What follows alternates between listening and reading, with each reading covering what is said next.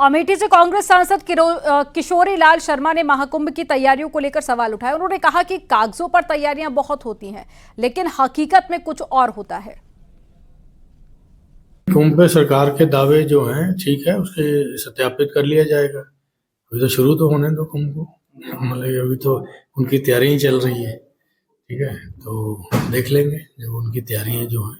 कागज पे तो तैयारियां बहुत होती हैं, क्योंकि मैंने पिछली बार जब मैं रायबरेली में था तो हमको बताया गया था कि ऊंचाहार का जो रेलवे लाइन के ऊपर ओवर ब्रिज है वो बन के कुंभ तक तैयार हो जाएगा। अब तो दूसरा कुंभ हो गया, अब जाके तैयार हुआ है।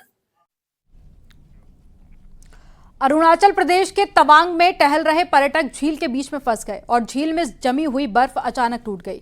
कई पर्यटक झील के बीच में फंसे हुए नजर आए। जानकारी मिलने के बाद फिर वहां के अधिकारियों ने रस्सी की मदद से सभी को बाहर निकाला, जिसका वीडियो केंद्रीय मंत्री किरण रिजिजू ने शेयर किया और पर्यटकों से अपील की कि अनुभवी लोगों के साथ ही जमी हुई झीलों पर चलें। फिसलन भरी बर्फीली सड़कों पर सावधानी से गाड़ी चलाएं और एवलांच से सावधान रहें। भाई जाइयो ना भाई, दिक्कत है भाई।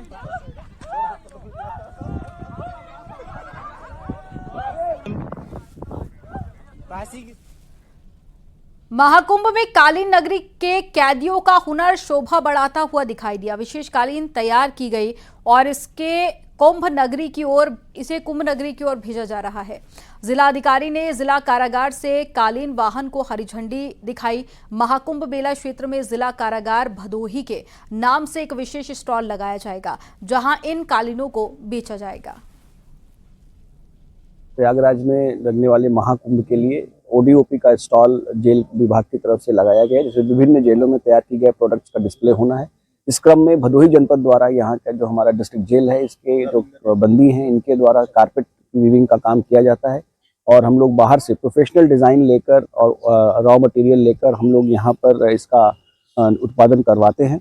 और आज हम लोग इस उत्पाद को वहाँ प्रदर्शित करने के लिए यहाँ से भेज रहे हैं। और इसमें मुख्य आकर्षण है जो हमारे महाकुंभ का जो लोगो बनाया गया है, इस लोगो को भी भेजा जा रहा है। 13 जनवरी से शुरू हो रहे महाकुंभ में बड़ी संख्या में देश और दुनिया के लोग आएंगे। इसी कड़ी में विदेशी श्रद्धालु भी योग कक्षाओं में भाग लेने के लिए क्रिया योग आश्रम और स्वामी योग सत्यम के शोध संस्थान में पहुंच रहे हैं। वहीं क्रिया योग प्रशिक्षण और ब्राजील के रहने वाले स्वामी भवानंद ने कहा है कि क्रिया योग और कुंभ मेला एक ही है।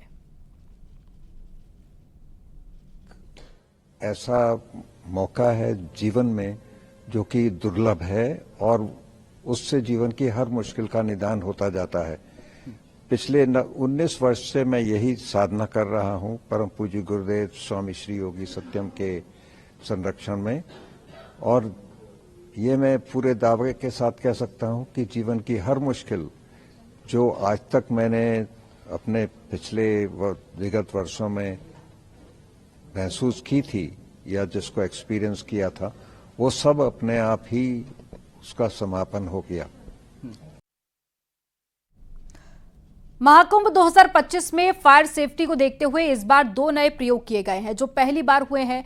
मल्टीपर्पज व्हीकल जो क्विक रिस्पांस के लिए हमेशा मौजूद रहेगा। ये किसी भी सड़क और बालू और साथ ही थोड़े बहुत दलदली क्षेत्र में भी चलने में सक्षम है। दूसरा सबसे बड़ा प्रयोग जो कि ONGC के मॉड्यूल पर यहां लागू किया गया है। संगम तट पर पहली फायर सेफ्टी बोट तैनात रहेगी।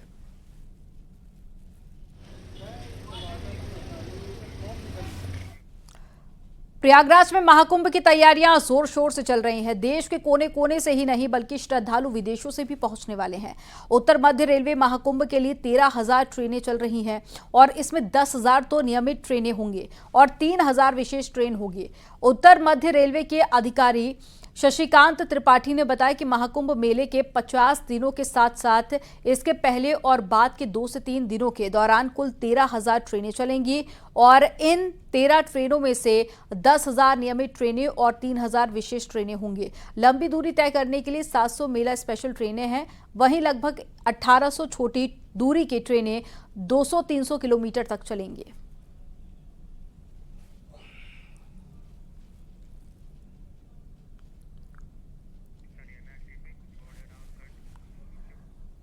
प्रयागराज में श्रद्धालुओं की सुविधा के लिए उत्तर मध्य रेलवे ने तैयारी कर ली है और यात्रियों के लिए अस्थायी आश्रय गृह बनाए गए हैं। एम्बुलेंस से लेकर मिनी आईसीयू तक बनाए गए हैं।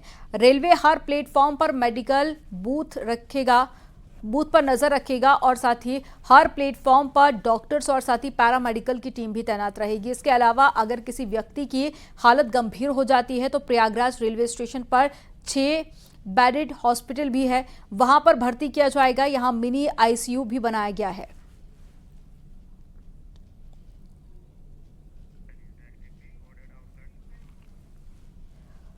वाराणसी जिला अदालत के एक कोर्ट रूम में बंदर पहुंचने से अफरा तफरी मच गई। कुछ अधिवक्ता अपना फाइल संभालते हुए नजर आए तो कुछ लोगों ने कोर्ट रूम में रखी कुर्सी से उठकर दूर हटते हुए दिखे। अब इससे जुड़ा एक वीडियो सोशल मीडिया पर वायरल हो रहा है। वाराणसी की डिस्ट्रिक्ट कोर्ट में शनिवार को ज्ञानवापी केस की सुनवाई चल रही थी और ये बंदर सुनवाई के दौरान सीजेएम कोर्ट में टेबल पर तो कभी जिला जज के कोर्ट परिसर में घूमता रहा। हैरानी की बात तो यह है कि ये बंदर सुनवाई पूरी होने के बाद में अपने आप वहां से चला गया। बंदर का ये कारनामा देखकर सभी 39 साल पुराने राम मंदिर से जुड़े घटनाक्रम को याद कर रहे हैं। सहारनपुर में सैनी समाज के एक कार्यक्रम में हरियाणा के सीएम नायब सिंह सैनी ने शिरकत की और इस कार्यक्रम में यूपी सरकार में मंत्री जसवंत सैनी और पूर्व मंत्री धर्म सिंह सैनी सहित तमाम लोग मौजूद रहे। सैनी समाज के लोगों ने भव्य स्वागत किया। इस दौरान हरियाणा के सीएम नायब सिंह सैनी ने समाज के विकास और एकता पर जोर देते हुए कई योजनाओं की जानकारी साझा की।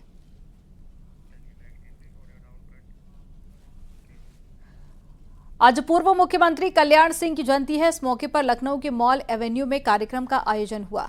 मुख्यमंत्री योगी आदित्यनाथ ने पूर्व मुख्यमंत्री कल्याण सिंह को पुष्पांजलि अर्पित की। इस मौके पर सीएम योगी ने कहा कि उनका पूरा जीवन राष्ट्र सेवा में समर्पित रहा। उन्होंने कभी सिद्धांतों में समझौता नहीं किया। उन्होंने श्री राम मंदिर निर्माण के लिए सरकार की तिलांजलि दी है। जो सपना उन्होंने देखा वह साकार हो गया है।